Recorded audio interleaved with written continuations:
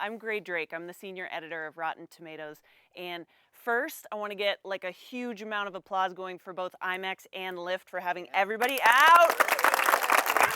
Yay! And then keep it going for the producer and director of The Equalizer, Jason Blumenthal and Antoine Fuqua.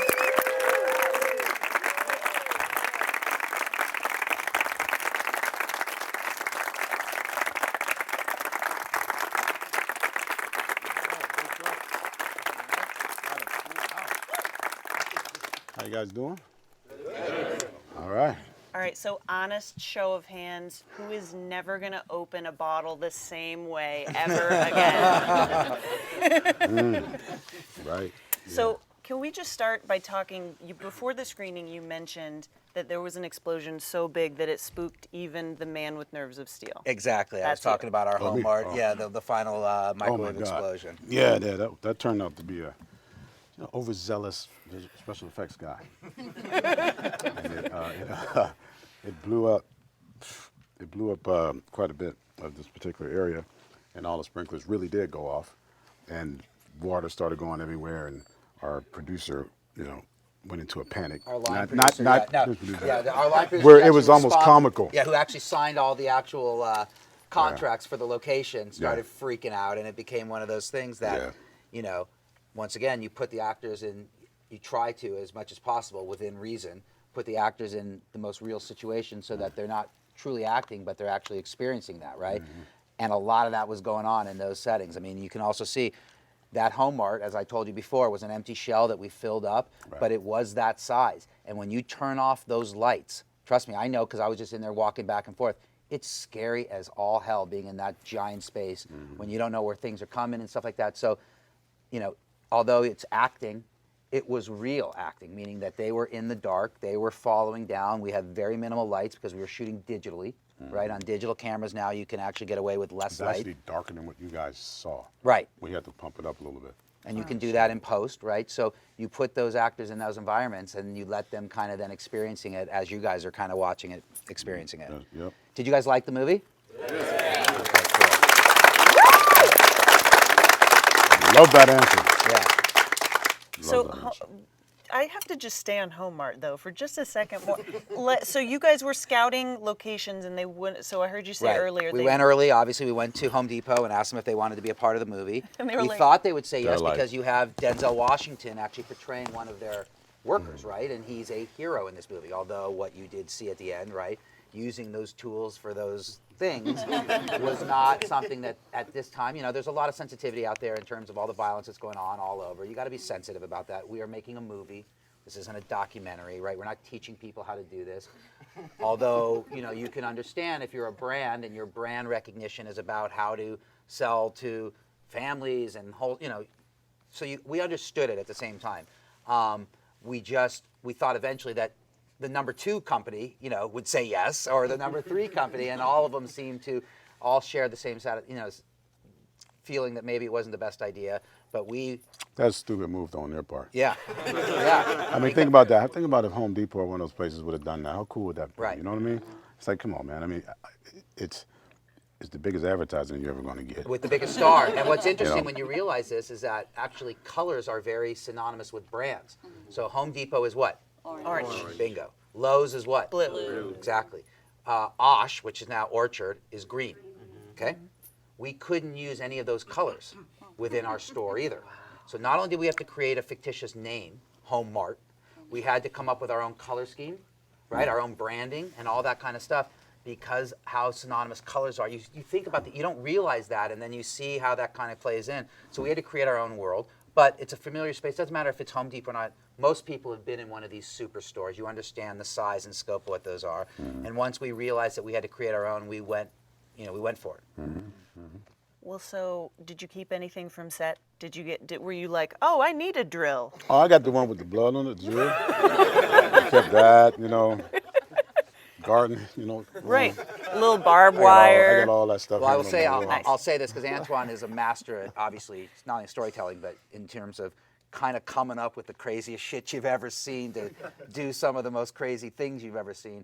And in early pre-production, we had an office and in our production space, and each day I'd walk into Antoine's office, there would be another crazy tool in his corner, right? That he was trying to figure out what I can do, whether it's going through the neck or this and stuff like that. And it started as one, then it came a couple, and literally at the end of it, it looked like you're walking into a torture chamber because he's just trying to think and see all these things. That are, but that's also the fun of what we get to do sometimes. Yes, it's obviously a violent thing, but the fun of trying to say, if Denzel walked into a space without a gun, right, what could he turn into a weapon used in the right way with someone who has a certain skill set to take down a villain? That's right. Well, but every weapon, I have some friends who happen to do this for a living, right? Unfortunately, for the government or whoever.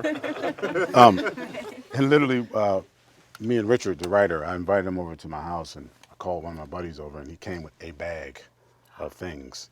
And I gave him the scenario, and he laid it all out and said, okay, so these are the things in a room that you would use if you're at a bar. Corkscrews, you know, if you broke a table, the table lag becomes a weapon. Shot glass. Any shot glass, anything like that in soft spots. So it was all strategic. It wasn't just random. Although it looked like it when they walked to my office because there's things everywhere. Like, you know, to the point where Denzel was like, what are we doing now? But, you know, but it was all strategic. And then also the home art was very strategic. It looked crazy and stuff like that, but that also came through our stunt coordinator. Keith is a Navy SEAL as well, and then my other buddy does some special op work.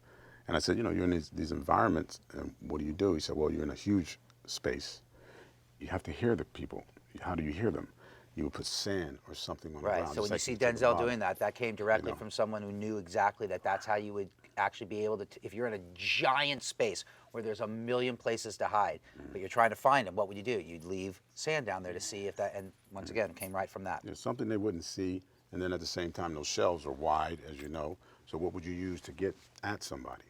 Those garden, what do you call them? Those, what do you call them? Gardening shears? Oh, yeah, shears, yeah. Dangerous. Yeah. Like, oh, yeah, I got a few of them. Yeah, exactly. She knows. Gardening shears, obviously. Exactly. Gardening shears, yeah, I use them all the time. Yeah.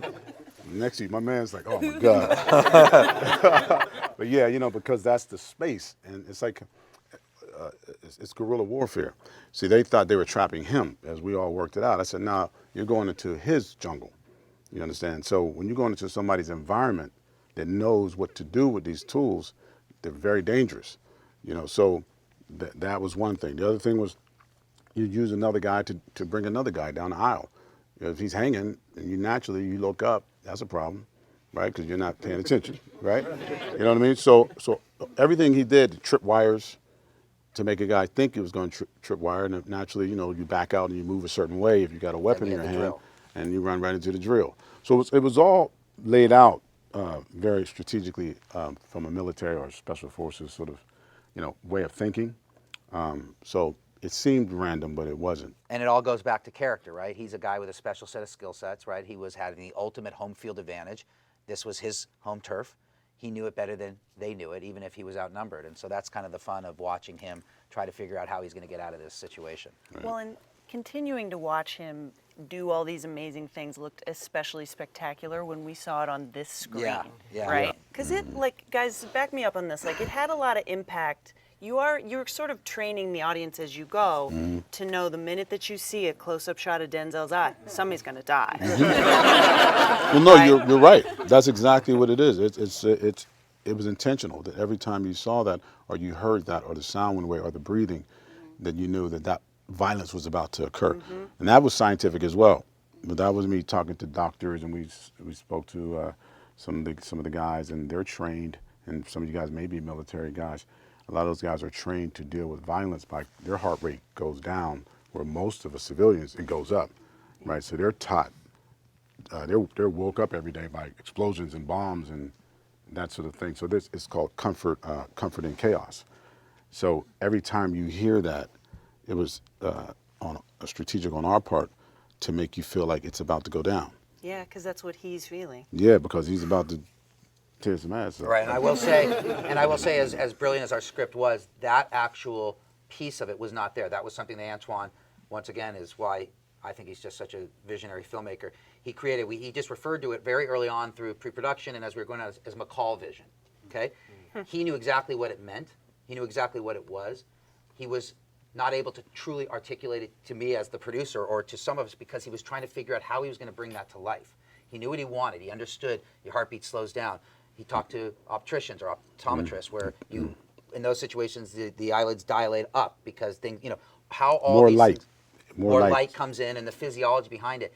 We then, right, as producers and filmmakers, had to support his vision. He's the filmmaker. And when he says, this is what I want, I don't know exactly how to bring it to life, we had to figure out a way to do that. And Antoine worked directly with our visual effects supervisors to figure out a way to get into the eye to see what that's like, to understand how light comes in, how the heartbeat slows down, and then how to bring all that together. So it could have said something on the script like McCall vision, which it didn't. It was something that Antoine brought in. But then it's how do you bring that to life? And that's obviously what a filmmaker does. And that's why, you get to work with really talented people trying to create these things because that hasn't been done before the way that we've done it. It was something very much in Antoine's mind that he really wanted to bring to life. And I think we did an amazing job so that when you see it the second time or the third time, you don't have to go directly into the exact same thing. You know what's happening. And so it kind of creates that environment for you. I didn't realize how pretty Denzel's eyelashes are. Also, that really came around. Now, is there like a particular scene that you guys are really excited for audiences to see in IMAX? Because everybody here tonight was treated to that, but when everyone else finally gets to see it. in IMAX, all of it. It's funny. I mean, naturally. Yeah, I know, right? That's kind of the right answer. Well, yeah. I mean, really, Yeah. because this is how movies are an event. They should be. You know what I mean? It's entertainment. It should be fun. It should be larger than life. That's what you spend your hard-earned money for. And part of our job is to not only entertain you, but give you an experience. And that's what this does. When I saw it for the first time about a week ago or so, I mean, it really kind of blew me away. Visually, we've seen some amazing things over the last few years, avatars and some really fantastic stuff.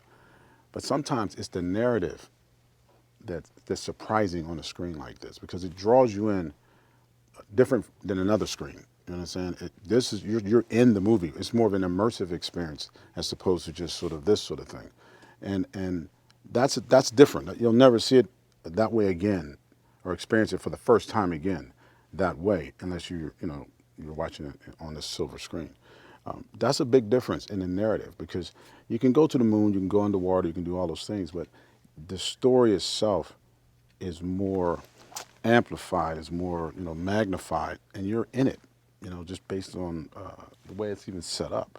So I believe movies should be experienced this way. I mean, if it was up to me, every movie theater would be this way because it's an experience, right? It's hard to make a living these days. Everybody doesn't have the money to go to the movies. So they should have the best experience. And that's the idea. That's what we do, to try to bring that to light, And then you guys bring what you bring into the movie theater yourself, whatever you're dealing with in your life, and you have an experience. So, that's the idea. I want to make sure that you guys have an opportunity to ask questions because I could talk all night long and will. But do we have any out there? Can we we're going to pass a mic to you. I'm sorry. We're going to pass a mic to you. You better argue with her, man. So that way I Garden really hope your shears, you questions get in about there. garden shears. Yes. See you with one of those dog cars. So right down here. Hi, first of all, it was amazing. I Thank you. don't necessarily want a brown nose, but it legitimately was probably the best movie I've seen all year. Oh, great. And Thank I you. That's nice. consider myself a bit of a movie buff. Going into my question, just out of sheer curiosity, you mentioned earlier that I think you said you spent $1 million to build. To fill that store, fill yeah, that? to actually fill What it. happens with all of that stuff? Great question. I'll tell you Once the exactly what movie's happened so you know. over. Okay. The stuff that wasn't damaged, actually, what happens is He's the got a chill when studio, he said that. right? The It studio wasn't damaged, right. Antoine. I'll give you exactly whatever he didn't rain on or explode, right? This is basically what happens. The studio hires a third-party company to come in and basically hold the biggest damn garage sale you've ever seen. How do And I so- get invited? Right. And so you have to know about those things. And so they end up selling those products at a absolutely completely discounted price. And they sell them to other third-party stores and stuff like that. And they try to get back as much as they can. They don't get anywhere near $1 million back. But even if they get back some of it, because you can't sell it for new. So you have to sell it as old. And a lot of that stuff was in bulk. So one person isn't going to buy 800 hammers or whatever that is. So they go out and they sell that out. It's a third-party company that works with the studio that resells all that stuff. You could buy like drywall that Denzel Washington Yeah, killed a guy exactly. on. Yeah, That's sure. amazing. Yeah, With the fake blood is still on it. exactly. It's worth even more. It's not. There's no price. Exactly. There's no price for Exactly. that anymore. Just keep them coming, because right behind. Wait. Yeah. I also really enjoyed the film, and I just wanted to say there was a good balance between action, suspense, and like plot. I really liked it. And my question was about why you chose to neglect like his wife's past. Did she just die naturally, or was there a reason for that? Or? And I'll just jump in first because, my main job of the process as the producer is to develop the screenplay. And then I'm smart enough to find someone that's going to bring the screenplay to life, and that's what the filmmaker does. From the minute we actually decided to develop the screenplay, we had a very set idea of what we wanted, which was Act 1, right? There's 3 acts in a movie, right? Act 1 was going to be a mystery. Who is this guy? Where did he come from? What's going on? Act 2 is going to be a thriller. His world's closing in. Things are starting to happen. He's not sure who he can trust. And then Act 3 was going to be the action movie, right? And that was how we were going to build that movie. We were going to build it slow, by design. It's a slow burn, as they like to say. In terms of why we showed stuff, we didn't neglect anything. It was all by design, right? The idea is to almost leave you wanting more. You kind of have an idea what happened to her. We hope, that there will be more versions of the Equalizer where you will get to learn a little bit more. But it's okay. I think, from my standpoint, I see a lot of movies. I see every movie that's basically made. I mean, that's my job. I think we give away too much. I think we've taken away mystery from audiences. I think we've taken away the ability for an audience to drive home and talk about it a little bit. What do you think happened to his wife? Right? We know something happened to her. I wonder what happened to her. And you can see, we lay little crumbs throughout, right?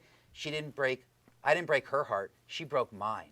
Why did she break when he tells that to Chloe in the diner, right? Well, she passed away. This is a man that loved her deeply, and now he misses her. And what's he doing? He's taken up her hobby of reading books, right? She had this awesome group, and she didn't get to finish that, right? She wanted to read the 100 greatest books of all time, and she got close, but she didn't get to finish. So he stepped in and started reading for her, and now he's found that. So these are little things that you can start to piece together. But I think that's one thing that you can do on the script. Obviously, when Antoine brings it to life, he's then visually going to decide what or what not to reveal. Yeah, no, I mean, you said it exactly right. And you guys are smart, man. I mean, sometimes you don't get pandered to. I mean, your imagination is probably stronger than anything we can create, really. You know what I mean? What you think may have happened to her, because you're curious now. There's a mystery there, like Jason said. It's sometimes, not always, sometimes it's better, as Jason says, to overstand situations. Than understand. But at the same time, someone like Denzel especially brings such weight and life experience himself that you don't have to say a lot. He can do it in his eyes or in emotion in one word. And because there is a love for him as a great actor, and he has such a spirit, you can get away with not saying much at all, And you got to remember, it used to be silent pictures. It was all body language, and what you see, it is still motion pictures, So sometimes talking too much kills the mystery completely and kills the experience. And it also can insult you guys sometimes. I mean, the audience, they're smart. So, Thank you. Yeah, exactly. hey, We believe so, at Yeah, least. absolutely. Yeah. Well, and I thought about that with the acts of violence that you chose to show. They were obviously like very intense. However, I got a real charge out of what I didn't see. Yeah.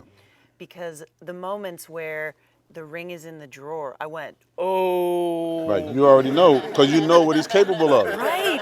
There it is.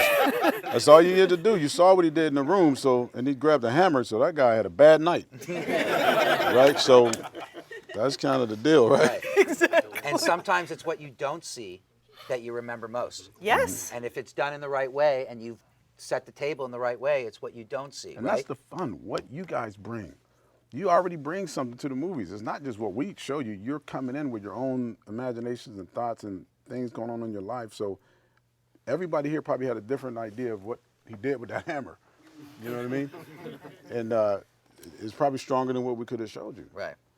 So there you go. I was like, don't worry, Jenny. You can get your ring She back. got her ring Don't back. you worry. You might get 2 of them. Yeah, exactly. The one he had in his ear. Exactly. Who's other next, guys? Questions? Oh, look. Come on, you guys on this side have to catch up. We're very heavily weighted on this side. Yeah, just to echo, really nice job. There were moments where I was actually like nervous in my gut. Good. It was really That's good. it. That's fun. I a question about kind of the development of Denzel's character. I guess there were two things that he said that kind of stuck out to me. The first was at the beginning. He says, "Progress, not perfection." And he repeats twice, mind, body, and spirit. I'm wondering where those two things came for you guys. Yeah, those are 12-step references for me, but I'm wondering where that came. Oh, for, interesting. For you in I the don't know script. that. Those were actually Denzel's. Really? Yeah. Interesting. Those are things that, he was finding ways for the character to have an inspirational connection to Chloe, Terry, who played Alina. And these were things that that he read a lot about, the OCD stuff and those tics. He brought that to it. We never really said that in the script that he has OCD. But he was healing, Right. from he had post-traumatic, was it post-traumatic Stress. Stress, in yeah. it? Yeah, he was healing from whatever life he came from. You know what I mean? So it's the same idea as a 12-step program. He's healing. The books are helping him healing. He's got OCD kicks in that whatever his issues are, it's all part of his healing. Going to that diner, you can't sleep at night. They say that you can't sleep at night because you're not being your true self. That's part of what you got some issues, right? But when he killed those dudes, he slept pretty good. Right. Right. So all of a sudden, it's like his true self was a killer, and so that's like you said, Denzel brought a lot of that, but he's a healing man. He's trying to get his life in order. Yeah, thank you. Yeah, that's Richard, a great writer. Yeah. I don't know where he is. Right. He's not here tonight, but he wrote it. Yeah. Shout out. There's another thing that really stuck out to me was the very beginning quote. The two most important days in a man's life are the day that he's born and the day that he finds out what he was put here to do. Finds out why. Yeah. Yeah, finds out why, Mark Twain. And so, have you guys had a day like that in your lives? Because you're obviously experiencing a lot of success in what you do, and we love your movies. I haven't figured out why I'm here yet. If somebody could tell me they figured out exactly what they're here for at this moment, at this age, I would love to sit and talk to them. All right. I think you got to live a long life to figure out Right. why you're And I think here. that's what life is the actual quest of finding out what your purpose is and was. And, Denzel's character is played for his age. I mean, he's in his late, the back nine if you play golf. He's in the later half, right? And I think it's, there's a really nice little subtle moment at the very end of the movie where he walks up the street after Chloe kisses him goodbye and he's alone. He's just got that first connection. I don't think you can almost assume that nobody's had physical contact with him in a very long time since his wife passed. He's sheltered that away. Here's this little girl who needed his help at a time when no one else would help her, and he did. And she gives him that little kiss, small little peck on the cheek, but there's a moment of connection. And he turns that corner. And if you look, there's a smile and there's a twinkle in his eye, and there's maybe that first moment where maybe he's that first step towards finding his purpose. And I think that's all you really want to do is somehow find what your purpose is and start walking towards it. And I think that's what that does at the end of the movie for me, for what Denzel's character is going through. It reminded me how good he is with young actresses. Like, it made me want to go rewatch Man on Fire again. Yeah, with Dakota Fanning. Yeah, because Fantastic. he just has such a connection, certainly with everybody that he works with, but especially these young women, and perhaps the characters that they're playing too. They're women they're these girls who are looking for that connection. I don't know what it is. He's a very generous person to begin with, and then as an actor, he's very generous with them and patient and helpful. And if they weren't capable of handling themselves around him, they wouldn't be there in the first place. Right. Believe me.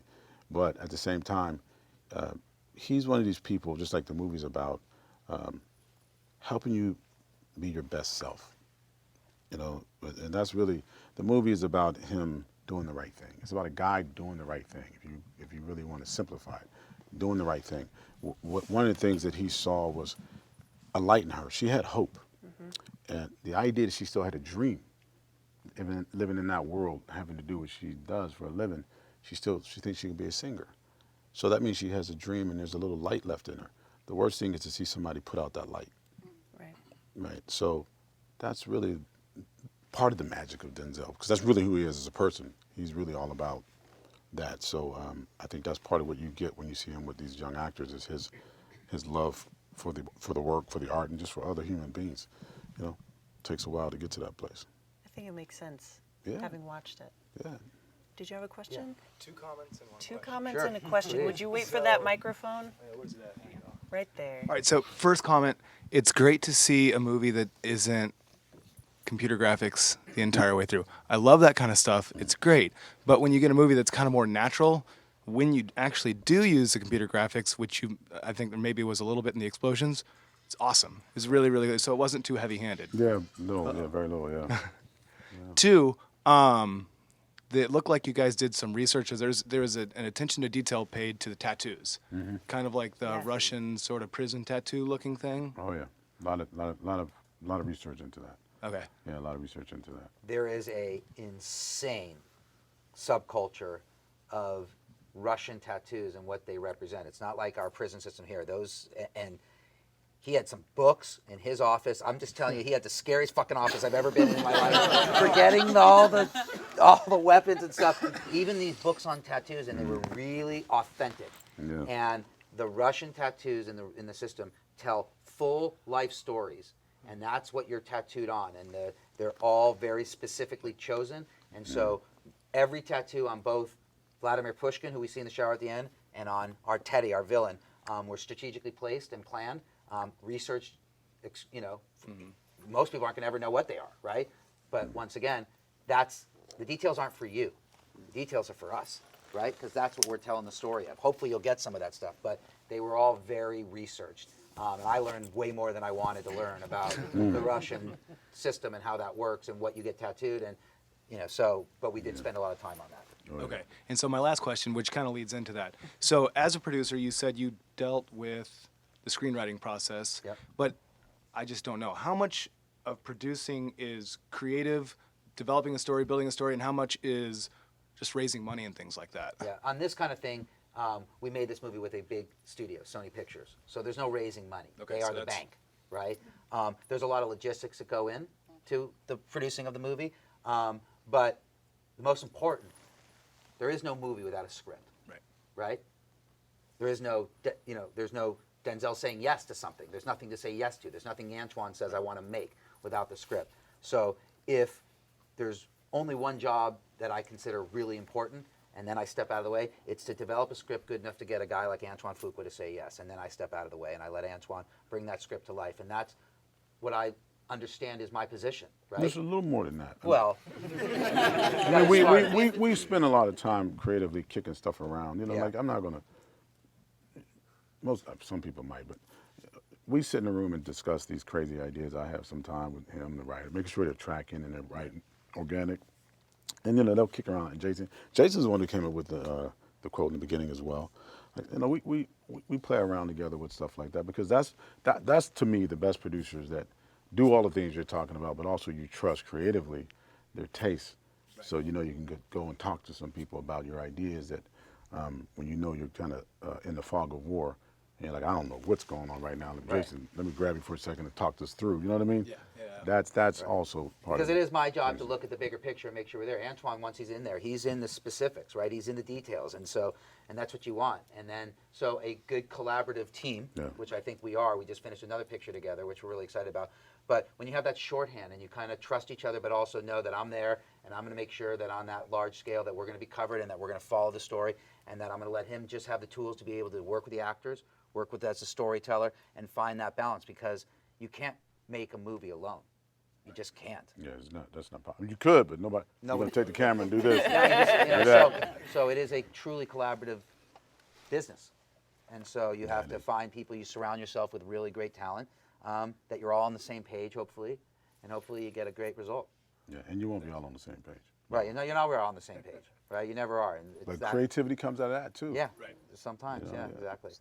So we have to wrap up. That's all the time that we have, but thank you so much. Yeah, and Jason on your Blumenthal. drives home, anytime you guys want to get on your little internet machines and Yeah. get out there and give us a So, good shout out. I wrote it's hashtag the Equalizer and hashtag Equalizer Lift, and then the ad accounts are at the Equalizer and at Lift. So make sure that you tell everybody about the movie through Twitter because that matters a bunch to studios now, and make sure that everybody goes to see it opening weekend. Go again, pay to buy a ticket, because opening weekend is like the thing. Yeah, that's what right. matters That's now. all that people pay attention to in the business side of this. So make sure that you support good movies that actually mean something. Yeah, and I'm glad you guys got to all come out. That was great. Yeah, and, thank you guys. Yeah, Really and thank you appreciate guys it. for your questions. So thank you. Let's give a round of applause to Jason Blumenthal, Antoine Fuqua, and IMAX and Lyft. Right. Thank you very much. Appreciate it.